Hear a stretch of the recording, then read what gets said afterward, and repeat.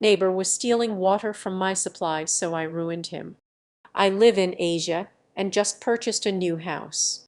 Now, the previous owners were family friends who needed cash urgently and haven't been living in my country for nearly 3 years. So I got it for a great price in the middle of the capital city. The sale was finalized at the start of this month, and I moved in right after. The house was definitely a fixer-upper, as the previous owners had left mid-renovation and the main door was locked with just a padlock, not even a door lock. The house had no gate, meaning anyone could just walk right on in. The first day I moved in, someone's bike was parked in the garage. I just parked it on the road on the same day I had a gate installed. An angry man was knocking on my gate later, and I didn't bother answering, but through my window I could see him giving up and taking the bike after 15 minutes. So already I wasn't digging the neighborhood. But I didn't have any incidents after that aside from people not knowing that this was no longer an abandoned house, so my gate was blocked more often than never, but a no parking sign on my gate fixed that issue. Last week, I was having a shower in my bathroom and I noticed my water pressure was lower than usual. I also heard my next door neighbor's water pump going. Now, this neighbor, an old guy, lived in a three-storied house, the first being the lowest and the one he lived in. The other two floors were rented out to tenants. This guy wasn't happy about the house being sold and voiced many concerns to my friends, the previous owners. He was super angry about it, and my friends did warn me, but I'm a sixth guy with 3 dogs. No way he was doing anything, and yep. So with this living situation, a water pump is needed to pump water to the tanks on the roof. Now I heard the water pump going and immediately was suspicious. Sure, coincidences exist, but it wouldn't hurt to check it out. I waited till his pump turned off and then turned on different taps in the house. Sure enough, the pressure was back to normal. This made me even more suspicious, but if he was stealing water, it also made sense. The water bills had been going up over the years. This house wasn't lived in, but the house also had some water leaks. So it was chalked up to that, even if the bills were too high to be caused just by leaks. Now it's starting to make sense. At some point in the last 3 years, this old miser thought he'd save the cost of paying for water and waltz it into the property and is siphoning water from my lines. I couldn't find where exactly he was siphoning water from, but after checking my pressure multiple times, I was pretty sure. So I sat on it for a few days, thinking if I should confront him, go the legal path, or just let it be. Now, water in my country is very cheap. My total bill, even with washing 3 animals, a car every week, and watering my garden, only cost like $5 per month, even with the neighbor also stealing some of it. But it wasn't about how much I was paying or who was paying for it. It's about entitled old people who think that they're deserving of using other people's resources without paying for it, and then getting away with it. It didn't sit right with me, and I really wanted to teach him a lesson. What I did was really simple. I just turned off my water from the mains. I wouldn't have to break into his property, nor would I be breaking any laws. It was the best way of getting back at him without needing to even lift a muscle. So on Monday, just 4 days ago, I waited till the pump flicked on and turned off the supply.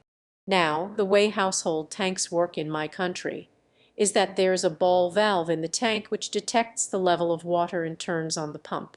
If the level doesn't increase, the valve stays open, which electronically sends a signal to the pump to stay on until the level gets to a point at which the valve closes and also shuts off the pump.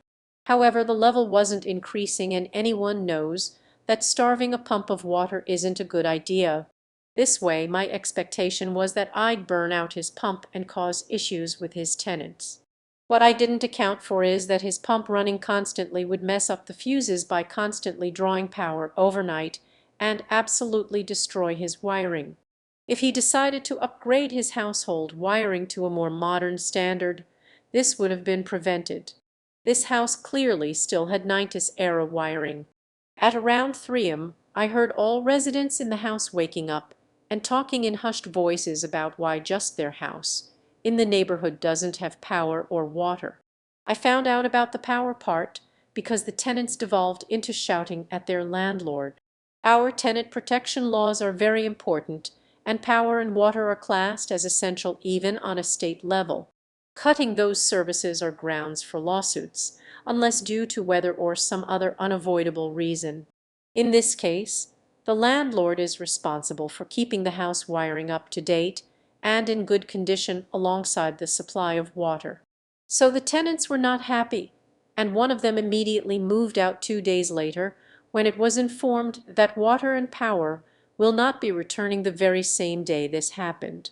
Both tenants in the 2 floors lodged a complaint with the police, and if a person is in clear breach of laws, the police have the authority to fine or penalize the person without a court judgment. It can be challenged in court if the person thinks that they were unfairly penalized, but they still have to pay the fines and will only be refunded if and when the court finds the fines unlawful. So now the landlord lost both tenants and has to pay a fine of $500, which is a lot of money in our country. He also has to refund the security deposits of both tenants and cannot rent out until both issues are fixed, which will cost him more money. As of right now, he's moving out on Sunday to his daughter's place since he cannot afford to live alone. The tenants were his only source of income, and he's a retired mechanic, so he has no other income. He did find out why the motor kept drawing power, overloaded the wiring and burned out. He came by to my gate and asked me if I turned off my water, and I said, oh yeah, my tank had a new leak on a pipe. Y'all, the look on his face. He kept a straight one, but I just knew he was holding back. He just said, oh okay, and went back inside. Not sure if he knows I know, but I don't care because he can't do anything. I'm getting a plumber down next week to correct my plumbing and remove any pipes that leave my property. So I got rid of my water issue and a neighbor who could potentially be a pain in the ass by simply flicking a tap off. 2 birds, 1 stone, I'd say. TLDR bought an abandoned house. Neighbor was siphoning water from my supply. Turned off my water supply when the motor was running. Motor burned out the wiring in the house and cut off water and power to him and his tenants. Tenants lodged police complaints and the landlord got fined.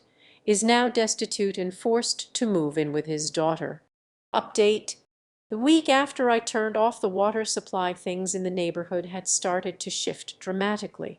The old neighbor, now scrambling to deal with the aftermath of his own mistakes, seemed to be caught in an ever-deepening hole. His 2 tenants, the ones who had been causing the most noise about the lack of water and power, were long gone. The first tenant had packed up. The second tenant, a young man, had tried to hold on longer hoping things would be fixed, but eventually couldn't justify the inconvenience of living without basic utilities. He also took his security deposit and left. By the time the old man came to my gate to ask about the water, I knew things were already falling apart for him. I couldn't help but feel a little satisfaction in seeing him struggle, but I also knew that what I did wasn't just petty revenge. It had forced him into a corner, and his situation was a result of his own actions. In the days that followed, the entire neighborhood seemed to buzz with gossip. The old man, who had always been the one to voice his discontent with the previous owners and with anyone who dared to change things in the neighborhood, was now facing a crisis. He had never bothered to upgrade his wiring or maintain his property, and it had cost him dearly. I could hear his tenants talking when I passed by his house one morning. They were still talking about the mess he'd made of things. They were worried about their own security deposits being tied up in the mess, and one of them even mentioned that they'd considered going to the local news about the situation. In a small neighborhood like this, news spread quickly, and the old man's reputation was taking a hit. Meanwhile, I continued with my life, fixing up my house and slowly making it my own. The plumber came by the next week, as planned, and did a thorough inspection of the pipes and water system. As expected, There were multiple leaks, but none that were major enough to cause the kind of issues that the old man had caused for himself. I had him replace the old pipes with new, more durable materials and make sure everything was locked down tight, preventing any future water-related drama. I also made sure to take care of my own property lines. There were some older, unused pipes that had been left behind by the previous owners, likely part of some abandoned irrigation system, which had given the old man a route to siphon water from my supply. The plumber cut those off completely, ensuring that no one could ever take advantage of my water supply again. It was a small but necessary step for peace of mind. As for the old man, things weren't getting better for him. Word got out about the fine he had to pay. The authorities were strict about utilities, and when the tenants lodged their police complaints, the legal ramifications had hit him hard.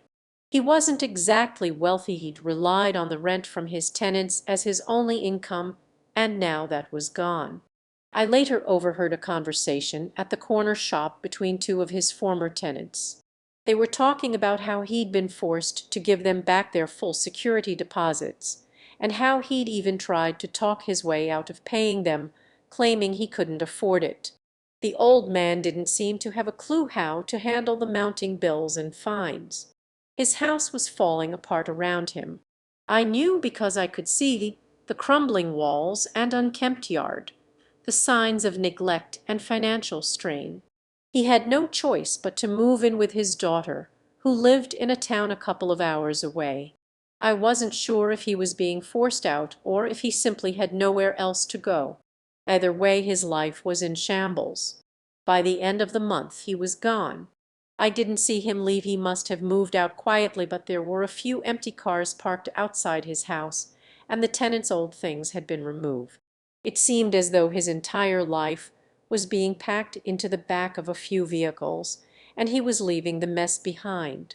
His house was now abandoned once again, though not for long, I figured. The neighborhood wasn't exactly high demand for new renters, but there were always people looking for cheap housing in the city.